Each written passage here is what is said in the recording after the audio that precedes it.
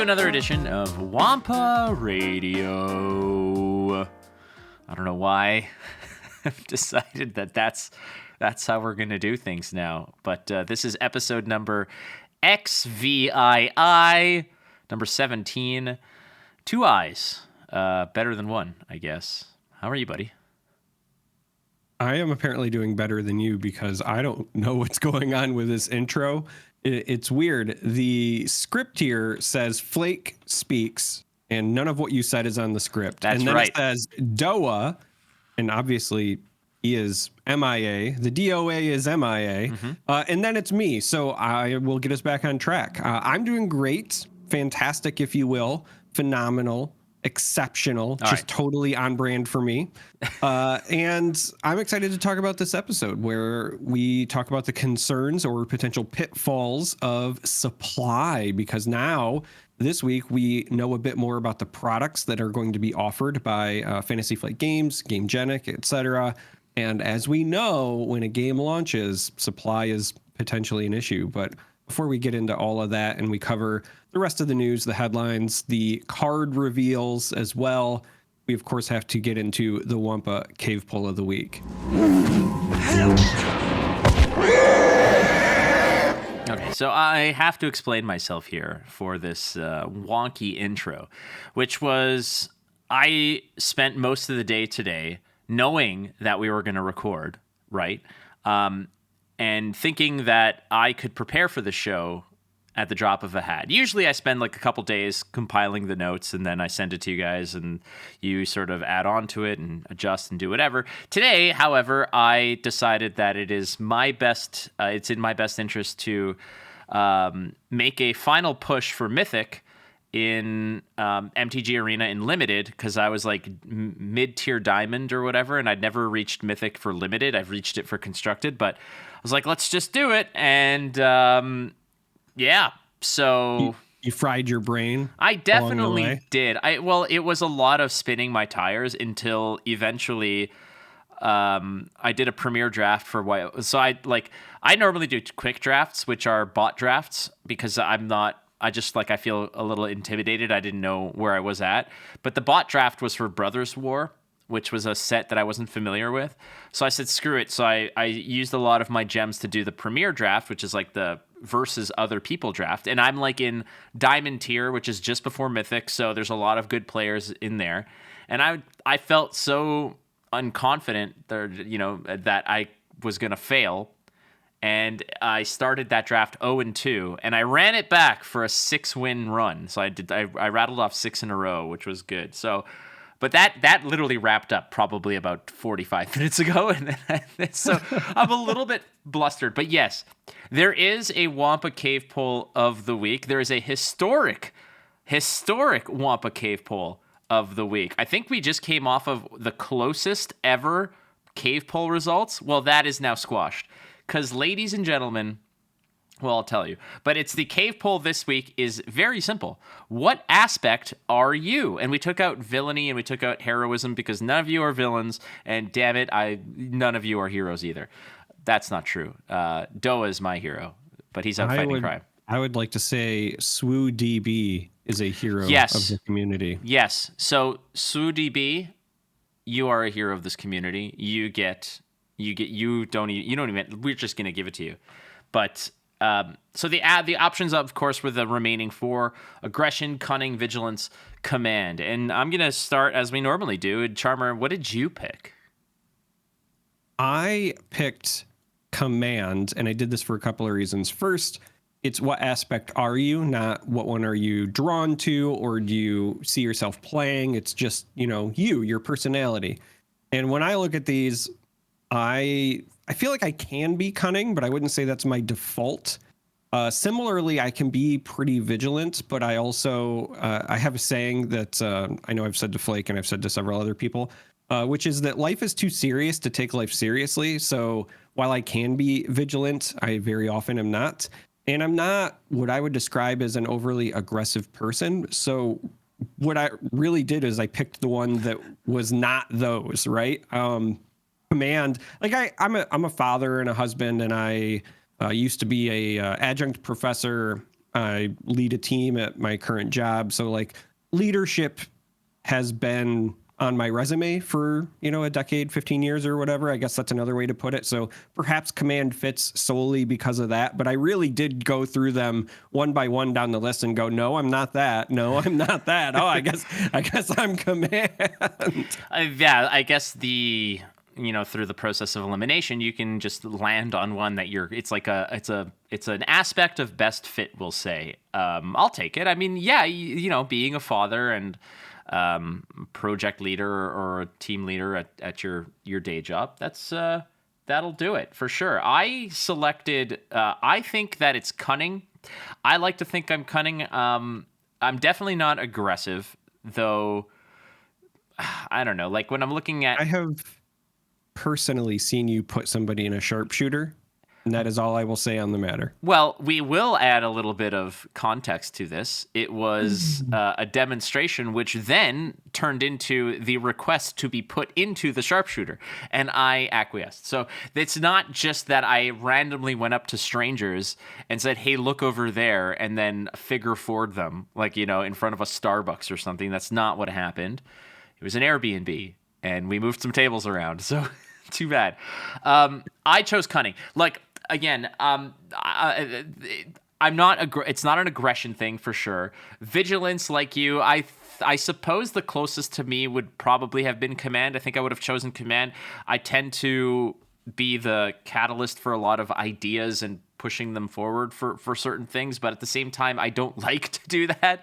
So I maybe got shied away. I took cunning because it's also one that I strive to be, the mental aspect of running that 0-2 draft right back down to 6 wins, that kind of thing. That takes cunning, Charmer. You're supposed to say absolutely. Good for you. That's what you're supposed to say. I promised you a long time ago that I would not lie to you. Thank you. All right, I'm not aggressive, am I? No. I just meant about the, that you're cunning. I'm not saying you're aggressive. No, you're not aggressive. Not at all. Thank you. I'll take that. All right. So give us the news on this one, because like I said, this is a historic Wampa cave Yeah. poll. So here's the thing. I chose command and you chose cunning. So we're going to have to go to the community to settle this debate. The community has decided that cunning is 29%, while command is 29%. This is our first tie. And not only were those two at 29%, the other two were very close as well. Vigilance getting 24.2% of the vote. Aggression was the least popular at 17.7%, but that's still a healthy amount of people who should probably seek some therapy if you are that aggressive. This is not high school sports. You don't have to be aggressive, be aggressive.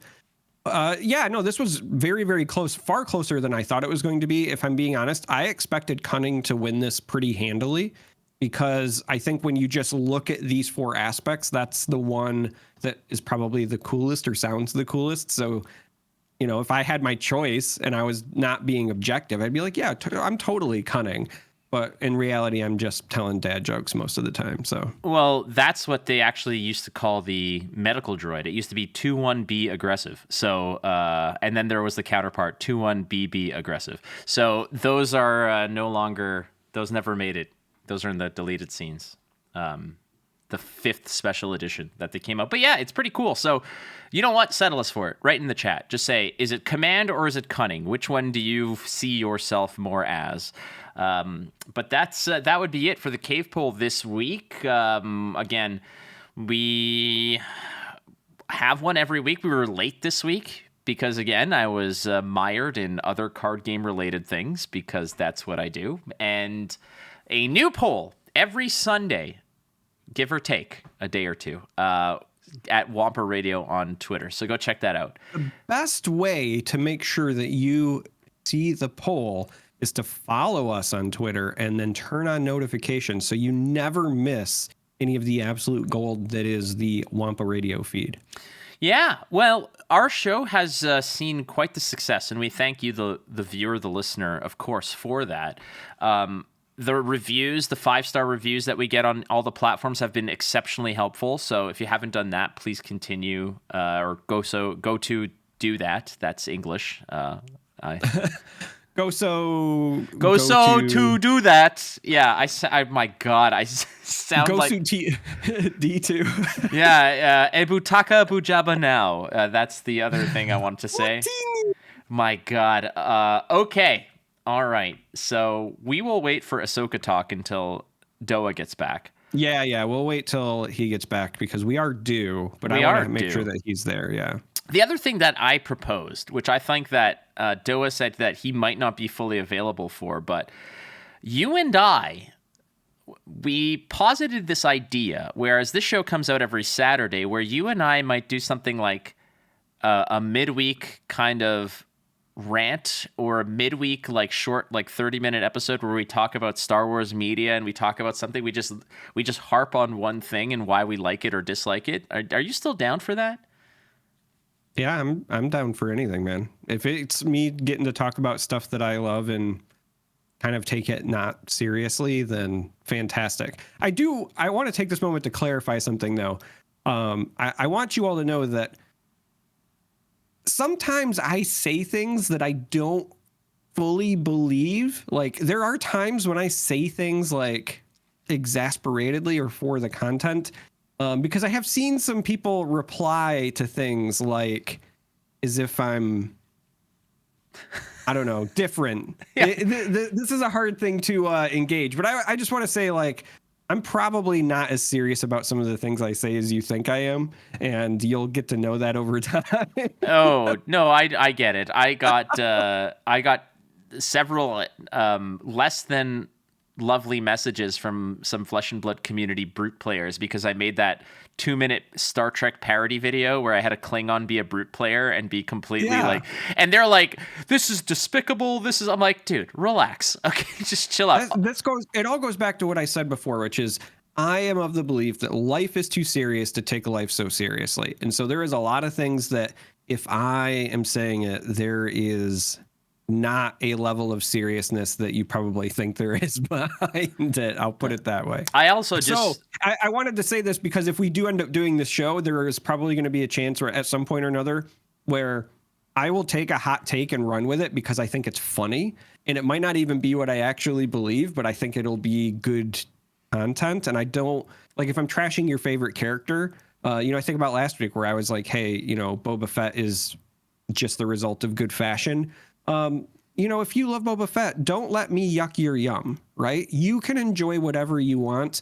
Don't take what I'm saying seriously, okay? That's ultimately what I'm saying, because as we talk about Star Wars and just like geek culture in general, I know a lot of people really do identify with things, and I don't want some of the things we say to, hurt their feelings or rub them the wrong way.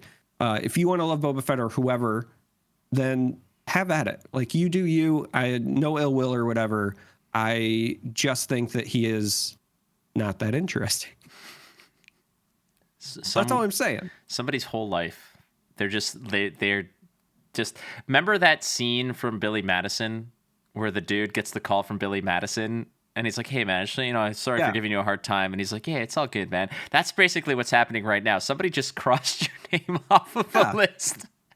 Look, I get it, right? I know that this isn't a Marvel podcast, but I'm sitting in an Iron Man chair with a bunch of Iron Man stuff behind me. My oldest son is named Stark, and if somebody goes on a rant about how much they hate Tony Stark or hate Iron Man, like at the end of the day, that's a them thing, right? That doesn't impact my view of the character or whatever. And if sometimes they'll say something, I'll find it really funny.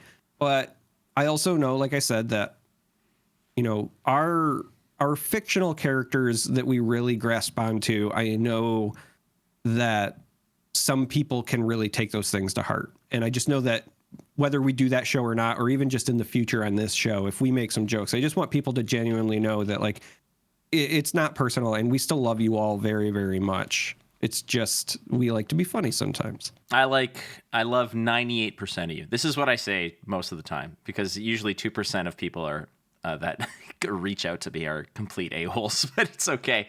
You know what? Here's the thing, though. I love them too. No, and it's okay if they don't love me, but I love them too. No, I don't love them. I'm not going to invite them to dinner.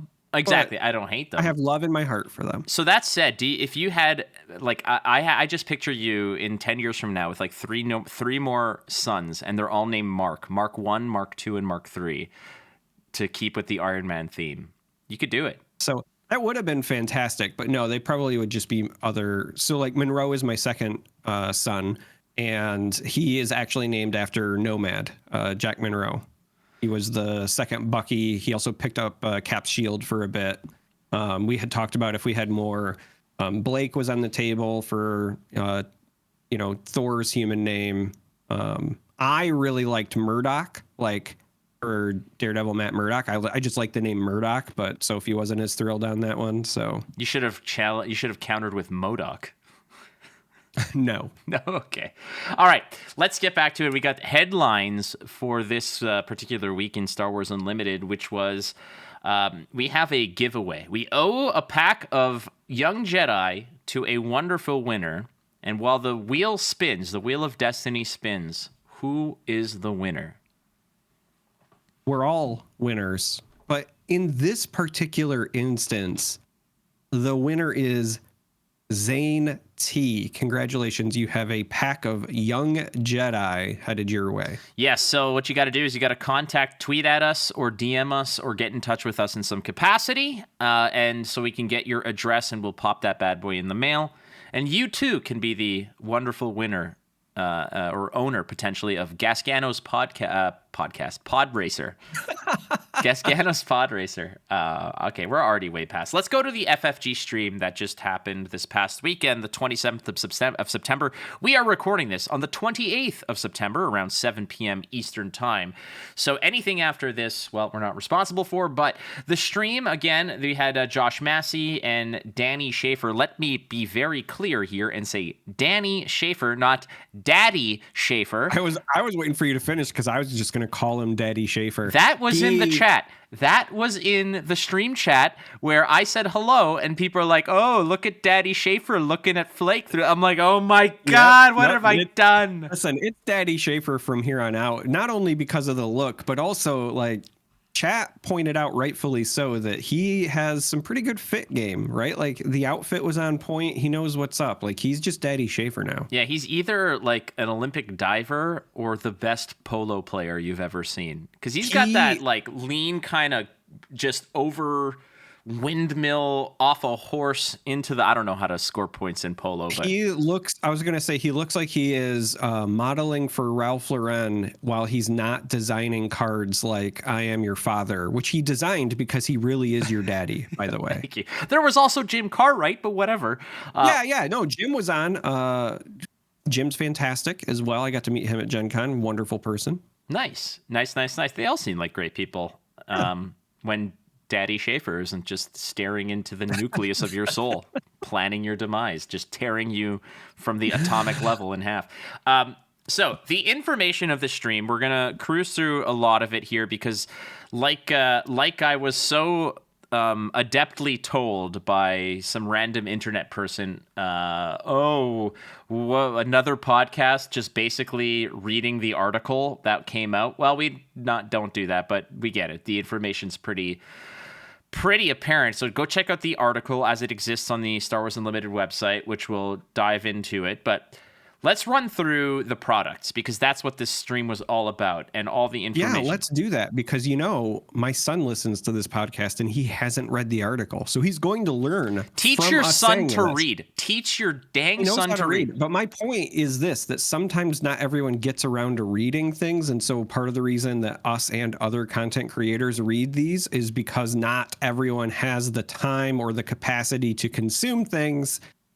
But again, whoever you are, I love you. I was about to say, this dude falls into the 2%, so it's all good. Yeah, I know. Right out of the gate, they started talking about products. The first one was a pre-release box. Now, this is very interesting to me because this is the first time I've ever heard of a company doing something specifically for their pre-releases. A lot of times you just show up and they'll run a pre-release event and there will be packs and there might be like prizes or whatever, but there's not like a product specific for the pre-release. This is a pre-release box. It will be $29.99. still has the Luke and Vader from the starter decks in it, but because they want those to be different, they are alternate art versions, and I actually really like the art on them. They are not the like promo versions that were at Gen Con, for example. These are just all new art. But then you also get everything you need to play the game. So there's quick start rules, there's punch out tokens, there are the packs required for sealed. I believe they said it was 6 packs on stream. So you're going to get those 6 packs, you open and you build your deck with it. And I thought this was really cool because, like I said, most companies, they don't have a product specifically for their pre-releases. False. That is Magic does pre-release boxes. I didn't say that nobody had done it. I said most. Right. And so when you look at the industry, this is not a That is trend. true. That is true. Usually, for example, for Flesh and Blood, you show up, they crack a box and they give you 6 packs out of the box. What I really liked about Magic pre-releases, and the ones that I did, was during the post-Dominaria era of 2018. It was like it was like Guilds of Ravnica and something else. Return to it was like the Ravnicas, whatever. But you had to you basically had to choose like a guild. You had to choose like, are you Golgari? Are you Dimir? Are you Selesnya? Blah blah blah blah blah. And the fun part about that is in those boxes you got a a date stamped insert in that box. You got your cool spin down token, which a spin down die for like the exclusive to that particular set. You got your 6 packs. Plus you also got a special foil that is stamped with, like, embossed with the date of the pre-release. And it was going to be a rare or better. And it was going to pertain to your particular guild that you chose, which was super cool. And it was like, that was a little bit of the extra spice associated to pre-releases. So the way that Star Wars Unlimited is doing it here is such that the Luke and Vader are going to get their own unique printings, their own unique alternate arts, which I think are pretty cool. They're not my favorite, but they get the job done, and it's an exclusive product again. Also, what they mentioned about the pre-release kits is that Luke and Vader are only available in pre-release kits, by the way. You cannot play them in they will not be available in draft and things like that. If you want to, this is the only limited capacity that you can play Luke and Vader. So that's an interesting little extra nugget to all of this. Yeah, the hero cards are normally just in the 2-player starter set that we will cover here in just a moment. And then this. So those are, as you said, the only ways to get them, and this is the only way that you can play with it in the limited format, because they are not in the base set, so you cannot, use them as tokens and draft them and do those things. All right, good news and bad news regarding the cases. Cases will be 6 boxes. A case will contain 6 boxes, and for you, Charmer, chasing down those showcases, those really gorgeous cards, which are 1 in 12 boxes, you're not essentially guaranteed. There's no guarantees that if you have a case, you will get a showcase. Obviously, there's no guarantees in anything, but for the most part, when people are buying new cards, they'll buy a case because the cases line up well with particular drop rates. You get a case, you're like, well, I'm guaranteed to get, 4 of these cold foils. I'm guaranteed to get 2 to 4 legendary cards based on the distribution, at least 2, and then you go on and on from there. This now begs the question, Charmer, are you getting 2 cases? Are you getting 1 case?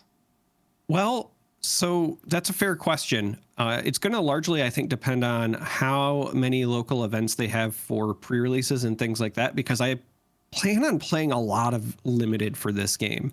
And knowing how much I'm going to open through that process, I don't want to over order. And so I haven't really settled on a number. One of the things I also found interesting about the stream wasn't even just so much about the, a case of 6 boxes, but they also said that there are no sealed products that is a case. What they said specifically was if you order a case from your local game store, they will give you 6 boxes. It's not like Flesh and Blood where when you order a case, it's a sealed case with 4 boxes in it, because the Flesh and Blood cases are 4 boxes. But if you've ever bought one, they're in the sealed thing with non-tamper tape. On the live stream, they said that sort of product does not exist for this game. It's just that the distribution as far as 1 in 12 boxes is like as a whole. So even if I quote unquote order a case, it's really just me ordering 6 boxes. And so with that in mind, I might split the difference. Maybe I'll order 8 or 9. Maybe I'll just do the 1 case. Like I said, a lot of it's going to depend on how many limited events I see myself playing. But I found that it's both refreshing and frustrating. It's refreshing because I don't feel pigeonholed into like, I have to buy a case. Because like, I'll be honest with Flesh and Blood, if I'm not buying a case, I feel like I'm missing out. It's like that weird thing where I'm forced. So like, I kind of like that I don't have to, but I've also been conditioned now where I like getting a sealed case. I like being just handed a box that I know I can go home and open instead of like 6 loose boxes. All right. So I'm torn. There's 2 things to this. The first is that no matter what the even if they say that the highest sealed environment for cards is a box, and then it's just basically multiples of that, someone will figure out what these boxes are shipped in and then find a sealed, whether it's a freaking shrink wrap pallet. That's what I'm saying. I was just gonna say it's gonna be a pallet. Then like you're gonna have to order a pallet. Yeah, somebody's gonna be like, "Well, pallets are the highest denomination." Forklift certified. Yeah, well, there you go. Then it's gonna be like, okay, well, what about the truck that the pallets at some point the boxes are gonna be shipped in something. I don't think that they're just all sitting on the wood of a pallet and then shrink wrapped. They're coming in some sort of box, and I think that to a degree is what the highest level of whales are going to be looking to buy. I do think that will still be cases. I just think that what they were trying to specify or say is that it's not going to be delivered the way, say, the Flesh and Blood ones are, where you get this thing that specifically has like don't tamper tape on it, right? Like if you've never seen one before, you get this box, but it's like all sealed up with like warning labels on it and all sorts of things because it's meant to be sold like as a case. And I think that's what they were trying to say is like, yeah, you can order a case, but like that's not intended to be a product. So I think it's literally just going to be like a box of 6 boxes or whatever. Well, that's what I think it is. I think it's going to be shipped in some way because if like, put it this way, when they say a case will have 6 boxes, says who? Like if it's not coming in something else, then it's an arbitrary thing to say because it's no longer a case. Like, hold on. This is a case. Okay, this is a case of Flesh and Blood. It is sealed, like you said, safety tape, the whole 9 yards. In here, I have 4 boxes of Arcane Rising, okay? That is a case. When you're getting the boxes shipped to a location, it's not like you see over here, or I don't know if you can, but like those boxes of Monarch First or whatever, they're not just like lined up on a dolly and then brought in. They're going to arrive in something. So this whole thing that a case is 6 boxes, I don't think they're just throwing a number out there, but at the same time, like it's a completely meaningless thing to say that a case has 6 boxes if all the boxes are loose. Maybe and maybe not. Hear me out, right? I don't know that this is the case. What I'm about to say is entirely speculation, so don't take this as like fact if you're listening or whatever. But I'm just trying to envision a way where the case statement would matter if it's not shipped in a case. What if, boxes are delivered to the distributor via a pallet or something super huge shrink wrapped. And then you are the local game store. And when you are ordering your product, right, perhaps the 6 box mark, like per every 6 boxes, is something that qualifies you for like a case discount. So if you are the local game store and you want to order 180 boxes or whatever, instead you give them the case number knowing that gives you some sort of value. And then maybe how they deliver it is based on how much you order from the distributor, right? Yeah, it might not be truly sealed that way. I like you, I suspect there is something smaller, like a box that just holds 6 boxes, but I just wanted to call it. They did say that specifically on the live stream. So we know for a fact that they said cases are 6 boxes. And we also know for a fact that they said cases aren't like intended to be a product you buy. It'll just be your game store giving you 6 boxes. So some reality exists where both of those things are true, because I don't believe they would lie to us. They haven't up until this point. So I just wanted to call it out. It's a bit interesting or different from what we've experienced so far. I guess, I mean, if it comes down to the sort of the way that the actual LGS is receiving the product at and the price points, if it's associated in like increments of 6 boxes, then I suppose I like when I get my cards, whether I buy them from, I don't know where I'm going to get them from, whether it's Harry Tarantula or Realm or Kayfabe or Min-Max. Why not all? Why not all is a good question. I mean, but the thing about it is, like, I, like you, plan on abusing the hell out of these limited events and going to them lock, stock, and barrel every chance I get, because I also, like you, now that Doa's not here, we can say that he was wrong, that he doesn't like limited. He's completely... We will convert him. We will. All right. The next thing is that based off of the price point of the pre-release boxes, people surmised that the pack cost of a pack was going to be about $5, and that's where they're at. $4.99 is the MSRP for a pack of cards, which, for the record, if you're just buying packs, you are better suited to go ahead and buy as many pre-release kits. And I see this all the time. You go to your LGS like a week or two after pre-release weekend, and they'll have extra kits that they just sell. And some of them sell for more, and some of them sell for less based on the color combinations or whatever. But if you can get those pre-release kits after the fact at MSRP, that is bang for your buck, because you're not just getting the 6 packs. You're also getting the little deck box. You're getting the extra Luke Invader with the alternate art that you might just, even if you flip it for $5, it's like getting a free pack, right? So I think that's a pretty solid thing too. I do not disagree. Now, the next product that they mentioned is the 2-player starter kit. So this is $34.99. Those are the starters with the pre-built deck lists that we have seen, and has the Luke, has the Vader. They did on the stream talk a bit about why they chose to go with a 2-player starter as opposed to selling individual starter decks. And I like this decision. I agree with many of the points they made. I can understand if you were somebody who didn't want to spend $35 to get into the game and you just wanted an individual deck. I fully understand that. But they were kind of talking about, from an accessibility standpoint, you don't want a scenario where, you go to the store because you want to buy 2 decks for you and your friend to play and then only have 1 deck there, right? They wanted to make sure that when you are buying the starter product, you always had everything you needed to play the game. And so the starter kit does include that. It's 2 full decks. The other thing that I was a big fan of, as somebody who has covered Battle Spirits, and I play Battle Spirits, for example, is that all of the cards that appear only in the 2-player starter decks, and there are a number of them, they have full play sets in them. So you don't have to buy more than 1 starter kit to get your competitive play set of those cards. Mm-hmm. Whereas in Battle Spirits, if you're not familiar, you have to buy 2 of each of the starter decks, and there's 1 for each color.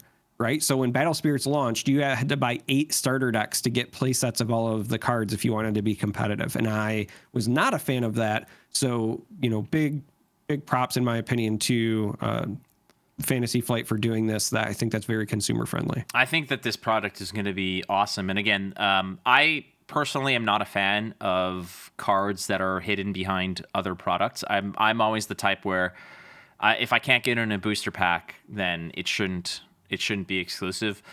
But I think you're right. This is the better way to do it. And we don't know if those cards are going to be competitive yet. We haven't seen all the cards. You best know that once they do, we'll tell you, like I these. think we do have the full lists now, actually. No, but I mean like the full list of all the cards. Oh, yeah. Of the whole set. We're going to do a whole review on stuff, and we're going to backtrack and relook at the starter kits to tell you, like, hey, there might be cards in here that you want, or if you're playing this deck, you should get it. But ultimately, the 2-player starter kit, the way that they kind of sold it was like, hey, this is this thing where if you're just, 2 people can throw in $20 and try out a brand new game and have fully fleshed out, balanced decks that with some good experiences there. And I think that's pretty good, honestly. There's one more thing, which is regarding organized play. And I was in the chat kind of poke the bear about organized play, as I always do. Organized play from a weekly level, which if you're a Flesh and Blood person is an Armory. If you're a Magic person is like an FNM, a Friday Night Magic. There's going to be these weekly events at your LGS. And I recommend that if you're worried about your store carrying the product, or otherwise perhaps not running events, now's the time to go and bang on their door or give them a call and say, please, like, there's interest for this.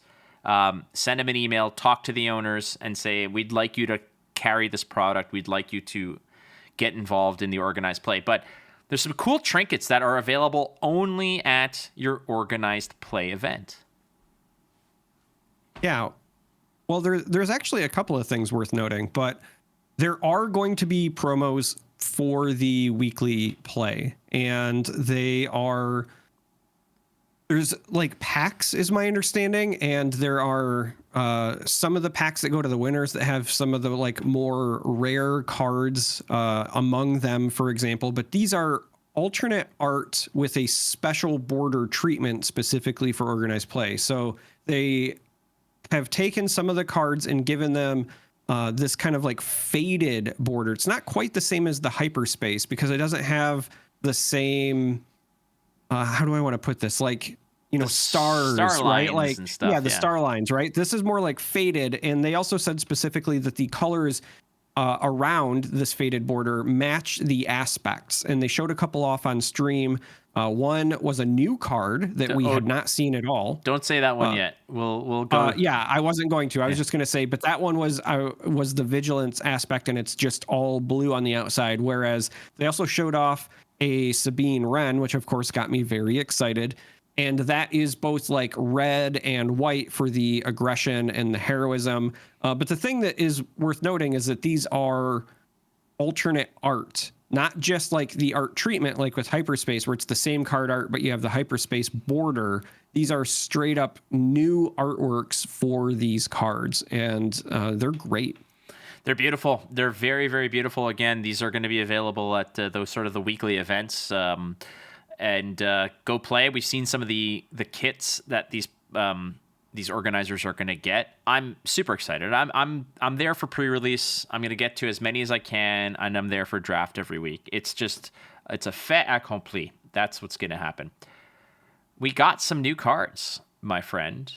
So you want to kick us off with this one? I do, yeah. So this is one of the ones that was discussed as part of the organized play, but they showed us the regular version and then the alternate art version, but it was also a brand new card. This one seems really good. They even said that it might impact the meta because there's a lot of considerations you have to make, and I would believe it because the card feels incredibly powerful. So this card is Takedown. This is a 4-cost event that's just vigilance as far as aspect goes, so very easy to splash. It is a tactic, and it says defeat a unit with 5 or less remaining HP. Now, the thing that they pointed out on stream, and rightfully so, and it's the most important piece, is that this is unit. So you can defeat leaders with this as well as regular cards, and it's anything with 5 or less health. So that means, you know, you could have 5 shields on a unit, but if it has 5 or less health, Takedown's still going to get rid of it. This feels like a very powerful tool. It's incredibly powerful. Again, likely for potentially for a class that doesn't have spot removal or direct damage kind of ways to do it. This is pack one, pick one potential. This is absolutely pack one, pick one level of awesomeness, even though it's an uncommon. And we're going to do shows about limited strategy, but if I'm going to give you a little nugget of information for those who might not be very well adept at limited or draft, your rare or your legendary card is not always going to be your pick one. This is a pack one, pick one card, which means that you open your pack, this is the card that you insta lock down. Removal and limited comes at a premium. It is rare to have, and it is incredibly powerful and very it seismically shifts the dynamic of a particular game. If you can just point, click, and delete a problem in limited, that is a huge thing. Takedown to me, and I'm glad that they mentioned it. They're like, this is going to be a meta-defining card. I completely agree, because if you're running Vigilance, I don't think I saw much else that is available for you to just smush something to this degree. Takedown looks really, really strong. Yeah, I'm going to hold you to it because there are a lot of things to consider when you are playing limited, and I want to cover them specifically, like the BREAD acronym, because I live and die by that.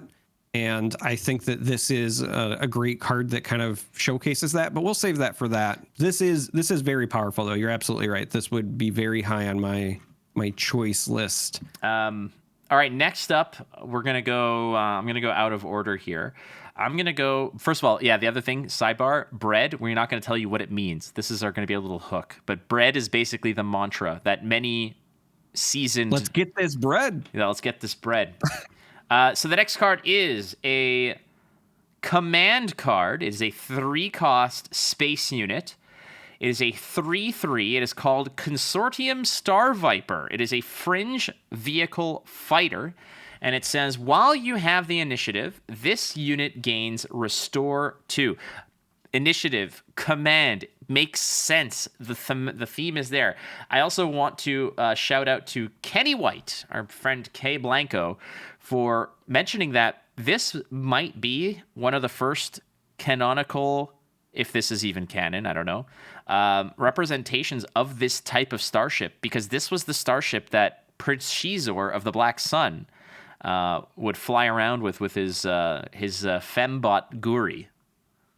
Oh man, you just really took me back with that expanded universe reference. I can already imagine the Star Wars card. Like you said it, and I was like, oh wow, like that unlocked a core memory for me. Yeah, this might be one of the first canonical ones. I say it might be just because I am not up to date on like all of the comics, and there are some things I know that they have canonized specifically in comics and other written material. So perhaps it's there, but I do like this. I think that this is a fantastic kind of generic feeling card for command. It does what you want in command, which is help give you access to restore. It's cost effective. It's a 3/3 for 3, only one aspect, so it's easy to splash. Does make you care about initiative, but the more cards that do that, I think the better off the game is, just because I want that tension between, taking actions versus ending early to either get initiative, or even if it's not about the initiative token, sometimes ending early to make sure that you get the first action on the following turn is still just really important. So I like it overall from a game design perspective. At common, it's a card that you're basically you're drafting this as the 3/3 body in space, potentially on curve, and the restore aspect is something that you're just going to get a bonus of. I'm very skeptical that this will ever make a competitive list. Like, I don't think it's going to make constructed, but there it is. And the last card, which was revealed and shared to us by Ryback Stun. Ryback, who a former WWE Feed Me More, says Ryback. Also one of the most unhinged, delusional Twitter presences in the wrestling world right now is Ryback. Well, speaking of unhinged and delusional, no, just kidding. That's not this character. The card itself was Ezra Bridger. So this is a 3-cost ground unit. It is heroism and cunning. And it is a 3/4 stat line, has the tags Force, Rebel, and Spectre. So this is not Jedi Ezra. This is very early Ezra. It says, when this unit completes an attack, look at the top card of your deck. You may play it, discard it, or leave it on top of your deck. So this is very interesting because if you are playing a combo deck, then you might be able to dig deeper to find it. If you just want to see what's on the top and they introduce other mechanics in the future, for example, that might care about the top card of your deck, then seeing it first and then doing something could be relevant.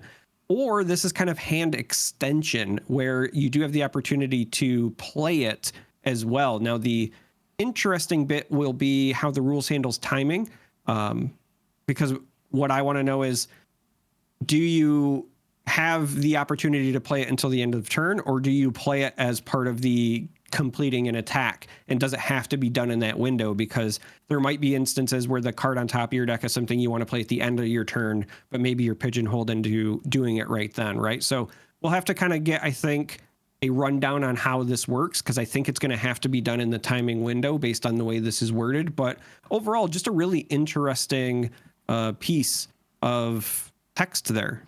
Yeah, they're going to need their own version of Joshua Scott, who's the rules guru at Flesh and Blood, who's also one of the most fascinating people I've ever met. Ultimately, though, you're right, because let's say this does complete an attack and you do reveal a card. Let's say that card has, what is it, Rush? I think it is, the equivalent of Charge. Ambush. Is it Ambush? Ambush, yeah. Yeah.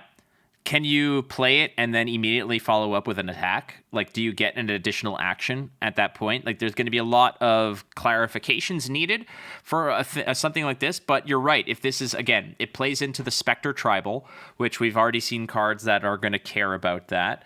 It is a 3/4 for 3. And if you're playing within the margins of those aspects, it's already pretty healthy.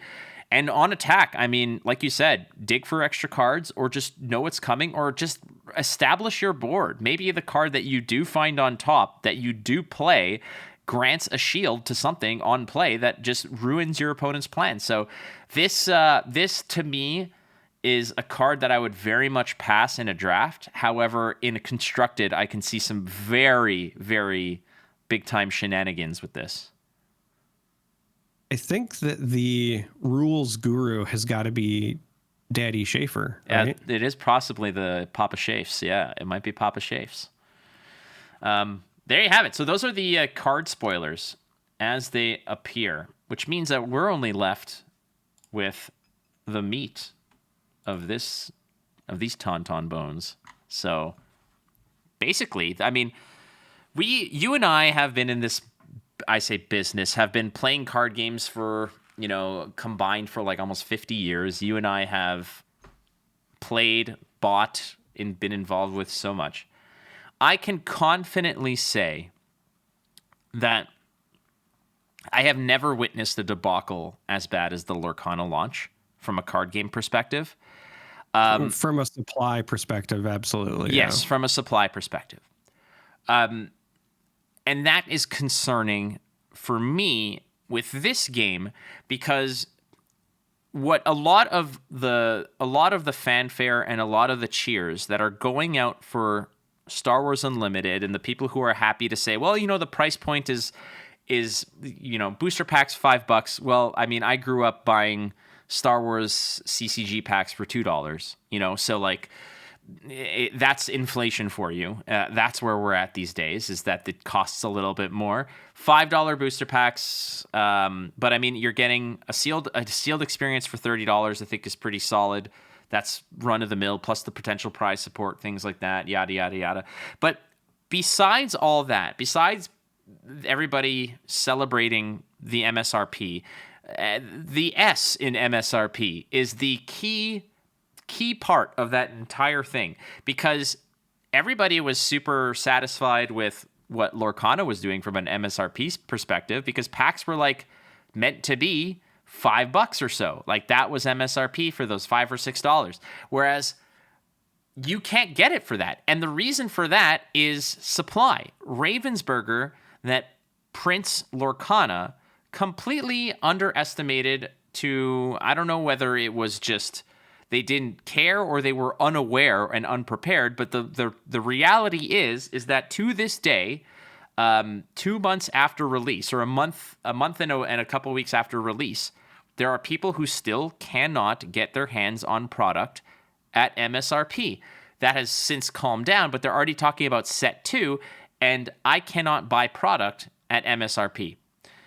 That is a major concern that has nothing to do with what FFG is saying that they're listing the price at. The major part, they could have MSRP at $1 and it'll have nothing to do with what you're paying when you finally buy it. So what are your concerns, Charm3r? Because mine are going to be that FFG just doesn't print this to the levels that it needs to be. And I know the criticism when it came to Lorcana. They could have said they could have printed it 10 times as much and it would have sold out anyways. I don't buy that, but I get what they're saying. You don't buy it because you can't. Yeah, you can't find the product. Very good point.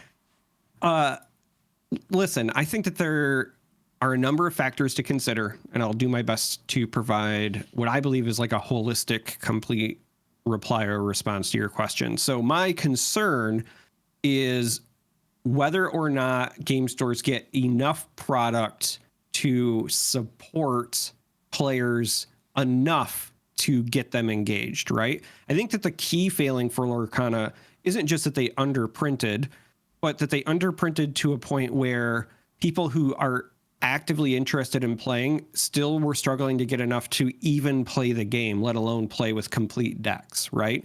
If for whatever reason product or supply is limited, but you can still pick up starters, you can still get some packs. It might not be easy to fully complete a quote unquote competitive deck, but as long as you can get enough to play, then I think that that is going to be a far better experience than, say, what Disney has provided, right? Where right now, if I want to go buy my son a starter deck, I got to spend hours searching for it or pay a premium, which is not fun for anybody involved. So with that in mind, I think that Fantasy Flight is in a good position for a couple of reasons. One, they can learn from Lorcana's mistakes, right? Obviously, Lorcana released first.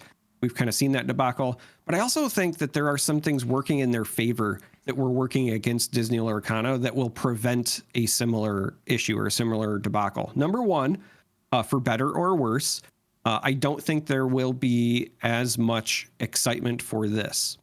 Now, I know what you're thinking. You're thinking, hey, this is Star Wars. And obviously, if you're listening to this podcast, you're probably excited about the game. I know I am. But objectively, when I look at the wider audience, right, this is not the first Star Wars card game. It's not even the second Star Wars card game.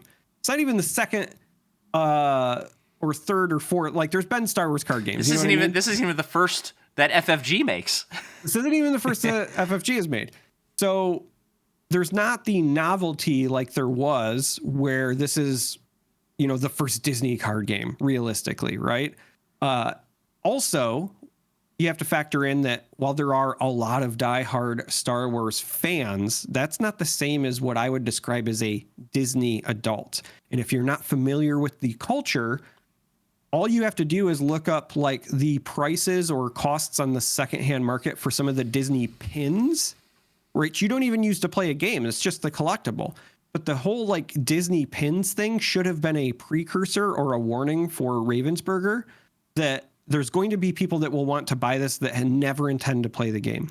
Then you have to factor in that during the pandemic, right? During quarantine times, we saw a re-emergence of the card game market. We saw Pokemon cards take off. Obviously, Flesh and Blood started doing very well. So there's a lot, unfortunately, a lot of speculators who might not even be Disney adults that also wanted to buy into Lorcana. And so this not being the first Star Wars game, not being the like second or third release after the quarantine, right? Like we're a little bit more in, I think we'll give it a little more breathing room. But the other thing to factor in as well, and I think this also really hurt Ravensburger in a way that they probably didn't predict or intend, is that Ravensburger and Disney Lorcana had the D23 promos release, and overnight the things were thousands of dollars. And that is not what's happening with this game and say like the Gen Con promos, right? So listen, I think they're cool. I love them. And, I wish I could sell them for a couple of grand, but like, let's be realistic about the expectations and the demand. I think that when you saw the D23 things, everyone thought this is the next Magic. It's the next Pokemon. I want the coolest, rarest, foiliest Charizard that I can put away and like, again, it's speculators, it's scalpers, it's Disney adults, and it was all of that was hurting Lorcana. And if I'm being honest, I also, when I look at Lorcana, I don't think that company had the same level of forethought. Now, I'm not saying Lorcana is a bad game. I've got some behind me, and I do play with my kids. So, like, I don't want this to sound like I'm bashing Lorcana by any stretch. But when I look at the differences, Lorcana announced, and then they gave us very little info until we were much closer to release. And then on top of that, whenever you poked them about organized play stuff, it was like, well, there's like the sticker things and whatever, but nothing about tournaments, nothing about whatever. When I look at that, and then I compare it to what we've seen for this game, which is a steady drip of content, thoughtful and meaningful in when they release it. We keep hearing about their plan and we see their plan in action. It's not just talk. It's not them saying, oh, we have a plan. Like, everything is on a cadence. We do, an aspect each month. We do a live stream here. This week we talk about pack contents. Next week we talk about product.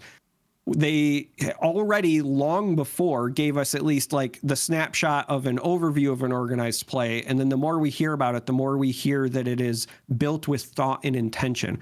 When I look at the card game design, this game feels like a game designed by card game players. And Lorcana feels like play school card game. Like, and I don't want that to be like a thing, but it's meant to be like my first card game sort of thing, right? So why I point this out is what I see from FFG is that there is enough forethought and intentionality in all of their plans to tell me that even if what they predict for sales is vastly underneath the true demand for this when it does launch, I think that they will have still printed far more than Ravensburger and at least be in a position where you can at least get something. Yeah.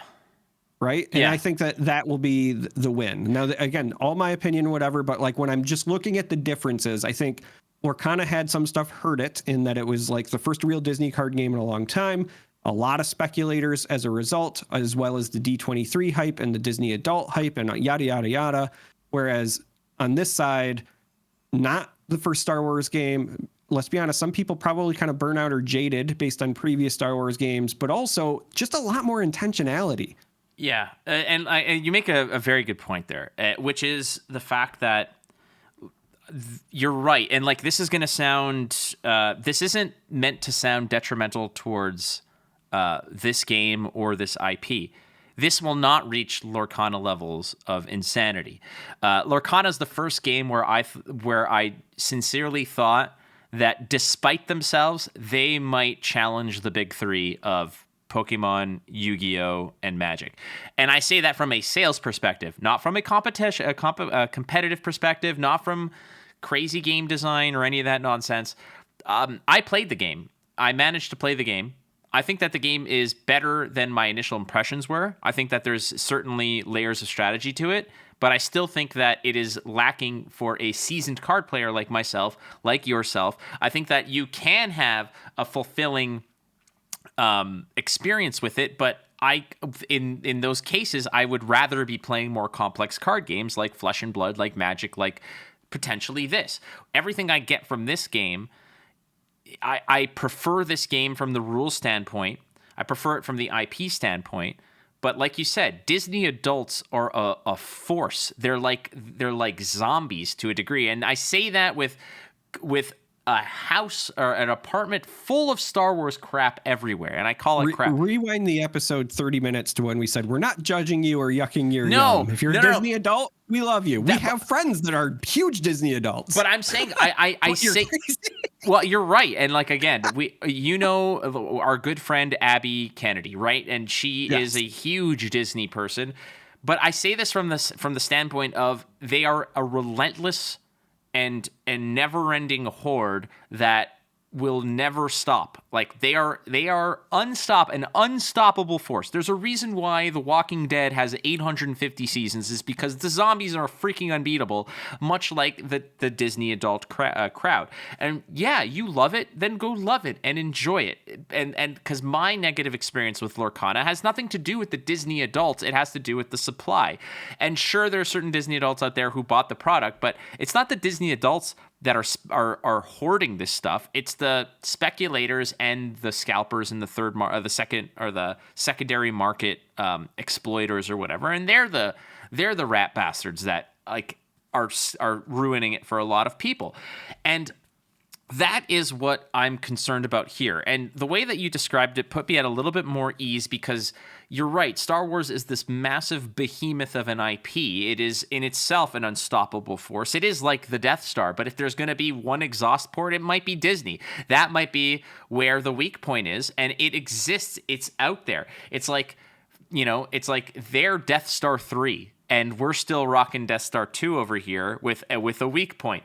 The problem is that if everybody's looking at that, nobody's expecting the second Death Star to wheel up and just, blow a Moncal out of space or whatnot. So this kind of all wheels back to this can all be solved with proper supply. And when you said that, look at how they've released information, look at how they've trickled out this, because people forget this game got announced, I think, in 2022. May of 2022? No, not 2022. Like, was it that far back that they? No. It was May of this year. I'm like 99% certain. No. We've been doing this for 17 weeks. It can't be that soon. Yeah. Well, that's what I'm saying. 17 weeks. That takes us back to May. But they created their Twitter on May of 2023, and that's how you and I found it. That wasn't how, was it? We found it in other ways. Look, that's how I found it. Well, that's how you look. I will say this: I'm pretty sure that this was announced way back in like March or February of this particular year. So we've had. Let's be conservative here and say 6 months. Is that? Maybe let's say 4 months, 4 or 5. Let's say 4 months. We'll be super conservative here. We'll say 4 months that this has been a known entity, and we have been getting information every day or two, and we're talking about it because I will say this as somebody who created the Podcana podcast, and I no longer do it because I have no interest in it anymore. We were doing that show every 2 weeks because there was nothing to talk about. There was legitimately nothing to talk about because they were not giving you information. So the way that they've approached this launch gives me a little bit more, actually a lot more, confidence in the game having those bases covered. But I still worry. I mean, I think it's fair to worry just because recent history for card games has not been good. And I say card games as a whole, right? So if you're somebody who's just looking at the last 5 years, like let's take that as your snapshot, the last 5 years, right? Flesh and Blood tried to do as much as it could correctly, but let's be honest, it had supply issues when it launched, largely because of the pandemic, but it was difficult to find product. And then Lorcana, we've already beat that horse to death, but hard to find product. But even outside of those, when you look at larger companies, right? Bandai has had several instances where One Piece has been very hard to find, right? We have supply issues during the pandemic when, like I said, the kind of TCG reemergence occurred. Pokemon had people, scalping the boxes from Target before it was ever put on shelves, which led to people not finding products. So when you do look at that, I think it's very easy to have been conditioned to have that fear. And I am not saying they're going to have a smooth launch. There is very much a likely scenario where there's not enough for everyone to get absolutely everything that they want right on day one. But I still feel like what we will likely see is at least enough where people get something, right? I don't envision a scenario to the degree of what we've seen with Lorcana, and that alone I think is helpful. And like I said, I just like you, I have the confidence, I have the trust, and it's very difficult because I know some people who are coming from the Destiny community, and I know others as well. They've been saying things like, well, it's Fantasy Flight, and I've been burned in the past because they didn't like the way Destiny was handled, and I fully understand that. But if I take away FFG, if I put my hand over that and I just say, look at what has been done from a marketing standpoint, from a game design standpoint, look at all of these things, right, with covering up who the company is, I would look at that and say, that is what I want to see from a card game start to finish, right? I have seen nothing with what they have done publicly that would give me anything other than confidence or trust. Doesn't mean it will go smooth. I'm just saying right now I don't have a reason to worry. Yeah, that's a good point for sure. The One Piece thing also, I mean, the one thing that you can kind of hang your hat on eventually is the fact that they're not doing like a first edition limited print run. One Piece set 1, like you're totally right. Like the first 2 sets or whatever was impossible to find. It was absolutely impossible to find. And same thing with obviously with Lorcana. Like the thing about Lorcana was like, some of the biggest and most reputable LGSs in my community in Toronto were getting like, hey, we're getting like 8 boxes, and we can't run events. So, and it's like, what are we going to do? We're going to limit like people to buying 3 packs each. How are they supposed to play the game? How are we supposed to run events when all they have access to are 3 booster packs? Like you like, and then you want to nurture and harbor a community, and you want these LGSs, which went through the absolute ringer in order to just sell the product. This is what people don't understand, which people like you and me have the benefit of having close relationships with store owners. They explained to us what the process was in order to sell that product. You had to give in a whole bunch of data of like your sales, the people that come into the store. You had to give a video tour of your entire establishment, including showing them the bathroom, showing them the space and whatever. And then that was just to have the privilege of selling the product. And then if you were selected, the products you'd get like 4 to 8 boxes. Our friends at MinMax Games, which are one of the biggest like retailers of CCG of singles and cards in America, they got like 60 boxes, and they are like a big cheese in the industry, and in a big market, like they're Chicago, right? Like, so we're not talking about like, oh, they're a big store, but they're kind of in the middle of nowhere. Like, no, like 3rd most populous city in the United States. Like they're a big store in a big market. And so even if you hear 60 boxes and you go like, whoa, that's a lot for their base, like that is not a lot. It wasn't. And that's the problem. And I think that, one of the pitfalls, quote unquote, that we're talking about that they should avoid is one that Flesh and Blood learned very soon, which was, don't do any of this first edition print run garbage. Don't do any of these limited prints for a game that is going to be in mass demand. Like Flesh and Blood did it because they were a brand new unknown company, a brand new unknown IP, in a brand new and innovative game mechanic of a card game. Like they had a limited print run because they're like, we don't know if this is going to survive, and rightfully so. So the supply issue to me is their biggest hurdle, and I am kind of I'm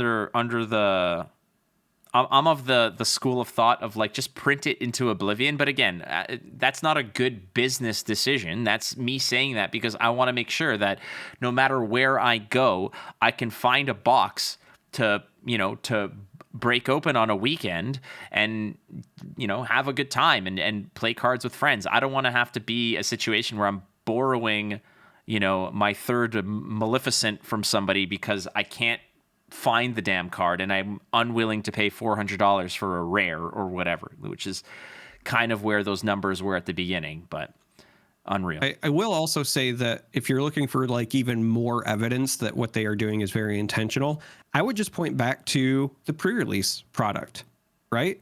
Lorcana, as you said, they were struggling to run events at some stores because they only got X amount of product, but the fact that they are giving us something right out of the gate for running events that you order separately from your other stuff, you'll know whether or not you have enough product to run events because you can just order the pre-release product, right? So even just the existence of that to me says, hey, we know that we want to get this game in people's hands, and we're going to give you a lot of different ways to do it. So I want to end this little bit of discussion here with a call for sanity in advance for everybody, because when I was in the Facebook group for Lorcana, it was an interesting place to be because 90% of the conversation was about finance. It wasn't about strategy. It wasn't about polls. It was about finance.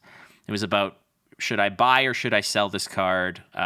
Check out this card. Like, I can't wait to sell it. Or it was people doing the most horrific thing, which was showing off how much they're hoarding product, where they're like, this is my 3rd target this weekend, big score, look at everything I bought. And the problem there isn't so much of these people who are doing this, which is a huge problem as well. It's just that there was this nice, interesting dichotomy within the community, because there was the people who were saying, like, you're the problem, you're why I can't get any. And then there were the people saying, nice score, where can I go? What region are you? So I can avoid that area, so I could go and clean out a whole other place. And what's funny is that the same people who were poo-pooing those people would get their own product, catch a little luck at a Target or a Walmart or something, and clean them out, and then post about how many, like, oh, I got like, 12 treasure troves and I cleaned out all their starters. I can understand if you go to a Target or you go to a place and you clean out all their booster packs, because it's the equivalent of buying a box. Like, I have there's no shame in that if that's the only place you can get boosters. But what do you need freaking 18 starter decks for? What do you need 20 gift boxes for? You're just doing it so you could flip it. Those are supposed to be the accessible products, right? And so the fact that people are like buying them all out and then gloating about it means what they're really gloating about is ruining the accessibility for other people. So I'm with you on that. But again, great news. We just have the 2-player starter deck, and one is all you need. And then it's packs. Oh, I don't think FFG mentioned where this product was going to be available, if it was going to be available as like blisters and stuff like that. Because this product, as you see it now, this seems like something where you can just you could pull a booster pack off of a shelf and pick up the starter kit. Like, this to me is something where if you're cruising through a Target and you're like, shoot, I got to get my nephew a gift. You get him like the 2-player starter and throw like 3 or 4 booster packs like off the rack, gift wrap that bad boy. It's a great birthday present for like your nephew, your niece, or whatever. Like, that's a great birthday gift for me, which is coming up in January, by the way, letting everyone know. So much. So I will say this: they did not, to my memory anyway, announce exactly all the places this was going to be carried. But I will say that when I look at the products, and I also want to just say we didn't really talk about the GameGenic partnership stuff much, but they did show some images and talk about that as well. So there's going to be play mats at launch. There's obviously the really cool deck boxes and the tokens, and there's a bunch of supplemental stuff coming out for this game as well.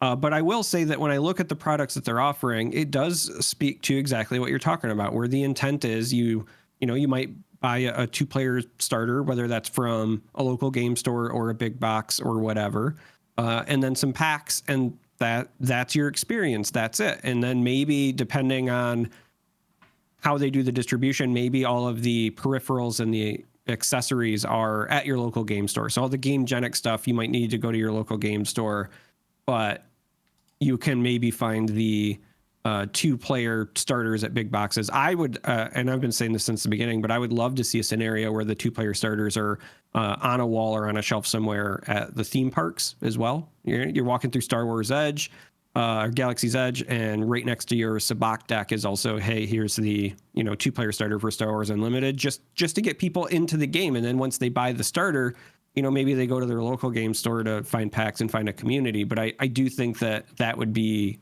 an exceptional way to promote the game. I agree. And you know what happens, Charmer, when you're like, you call your LGS and you're like, hey, are you going to be carrying Star Wars Unlimited? And they're like, yeah. And like, oh, cool. Can I slam down a quick pre-order on a case, 6 boxes? And they tell you, well, we've been heavily allocated. What do you say to that? Well, I say I've got a really bad feeling about this. I got a bad feeling about this. I have a bad feeling about this. I've got a bad feeling about it. Quiet. All right, so it's time for the Bad Feeling Mailbag, and we've kind of rambled on as we do. Minus 1 person plus 20 minutes to the show. Why not? That's kind of how we go. We're kicking it old school, Charmer and I. So we'll do the first one here, Charmer. We'll carry over the second one. But if you do have a question for the show, you can email wamparadiopodcast@gmail.com. You could DM us on Discord, or you can tweet at us. And if we don't read it this episode, we carry over a lot of these questions. But the first one was from longtime listener second time caller, we'll say, via Discord. So this is Hopeful Dino, says, great podcast. Thought of another question after listening. With Spectre possibly being our first tribal spoiled, and yeah, you could argue Imperial or Rebel or whatever, but in terms of like crews or teams, Spectre's kind of our first real tribal. They say, what tribal deck do you hope is spoiled in this or future sets? And don't forget about tribal space units.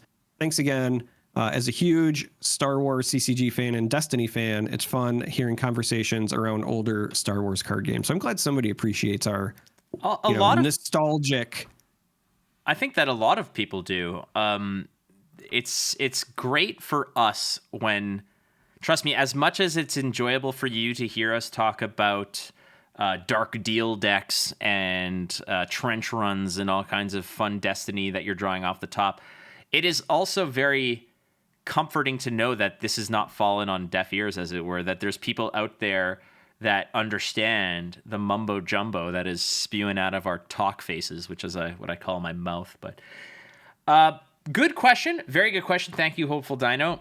I mean, in terms of tribal, I have one that I really want to see, and it's so off the board. I want to see ISB shenanigans. I want to see the Imperial Security Bureau of denial, of red tape, of paying more, of bribery, of corruption, of getting up in your business, as it were. I want ISB to be a tribal, and I don't think we're going to get it here. This, again, is called Spark of Rebellion, so I think we're getting a lot of the earlier aspect stuff, which the ISB was there when the Imperial, like when the Empire launched, but I think that for now they're just establishing Rebel, Imperial, big stuff, crazy stuff. We're going to get to all the shenanigans later on. Yeah, I think I'm fine with that. I love a good spy thriller, and so I want to enact some spy games, if you will, on the board. I actually have a number of answers to this. As a game design weirdo, I always try to think of what are the cool ways that I could manifest either different mechanics, or really I love it when a game's mechanics mimic the story you're trying to tell. I think that's why I loved the original Star Wars game so much. So when I saw this question, I kind of lit up because I have some that are very specific and then some that are just wide. So if I cast a wide net, I'd love to see something with clone troopers. But then if I narrow it in, what I really want is the Bad Batch. Right? Yeah. I think that would be a cool one. And then if I want to go wide net again, I think it'd be cool to do something with the droid army, with Geonosians, just, weird groups that we kind of see as a collective, but then have them have some sort of synergy the same way Imperials and Rebels do. I don't want Imperials and Rebels to be the only army that we get, if that makes sense. So Geonosians, Gungans, the droid armies, things like that, I think are also ways to do that. I want to, they mentioned the space, right? So I want to see Red Squadron, Gold Squadron, those as something that, you have a synergy if you assemble the squadron, right? I think that would be really cool as well. I see just rolling off your Red Squadron stuff. I can see something where they're the same stat lines of standard X-Wings. They cost one more, but each one has, it's you have Red 9. Red 9 says all your other Red Squadron X-Wings have +1 body. Then you have Red Leader, which is kind of your tribal boss, right? That's your merfolk boss, your I forgot what they're called, but they're the ones that it's all your Red Squadron X-Wings get +1/+1, and it costs one more. Then there's another one. It's Red 3 is all of your all upgrades played on X-Wings cost 1 less. Things like that. That's what I want to see. I think you're definitely onto something with the squadron kind of stuff. Yeah. The other one sorry, you go for it if you have something to. No. I was just going to say, I think that we have some really cool squadrons. I also think that there would be great ways to do crews. So I would like to see something where you have the Millennium Falcon And then as upgrade cards, you can have like Han and Chewie, and like assembling that is your tribal, right? So it's like the Millennium Falcon, but like with the crew. And there's a bunch of ships that you could do that with as well. And then the other one I was just going to mention is I want to see something with Mandalorians, right? And the Mandalorian culture. But what I also really want, because it harkens back to one of my favorite archetypes, is I really want there to be a bounty hunter synergy, right? Like the hive of scum and villainy really showing up in force. I think that would be a great way to do some cool stuff as well. Crews are good. I like that. I'd have Tom, Terry, and Penelope, and it would be a control deck, so we can have cruise control. Yeah. Okay. That's a charmer. That's a charmer joke. I like where you're at. Are we going to also potentially add? How many other crews are there? Well, I was trying to think of who it was because it wasn't Keanu Reeves. Who starred in Speed 2 Cruise Control? Sandra Bullock. Yeah. Wasn't it Sandra Bullock? She was in the first one. I would imagine right, she's but in the same. I was trying to think of who the male counterpart was, but that's the other side, right? Yeah. The other one I wanted to see is the Black Sun, the crime syndicate. Yeah. We already talked about Shizor, and there's a lot to do there. So I think you win purely off of the Red Squadron, kind of all of them, helping each other out. And you could even go further in depth where it's like they have wingmen, right? Like that could be like a keyword. It's like the wingman keyword where it's like if you're with another Red Squadron, like that kind of thing. Anyway, I like it. I think that these are all great ideas. And thank you, Hopeful Dino, for A, listening, B, continuing to be a fan of Star Wars CCG, and for submitting a question. And if you have a question for Wampa Radio, you can do so by, you can submit it by Twitter at Wampa Radio. You can tweet at WatchFlake, that's me, at that Charm3r, that's this doofus over here, and our wandering off to the floating dojo, Doa at GGDOA. And yeah, email wamparadiopodcast@gmail.com, Discord. There's a whole bunch of ways. I don't think there are more ways to get in touch with me than there are to not get in touch with me. I don't know. That's fair. I don't know how to feel about that. So yeah, that'll do it for this episode of Wampa Radio, friends. Another good time to invite you to just follow us, subscribe to us, do all that jam. And those 5-star reviews that you guys have been leaving us have been exceptionally helpful. I cannot stress this enough. It'll take 30 seconds out of your day to drop a 5-star review on whatever platform you're listening to us on. And I promise you, it is a zero-cost way to really pump our tires. The algorithm is starting to notice us, and we're liking that. So thank you so much for that.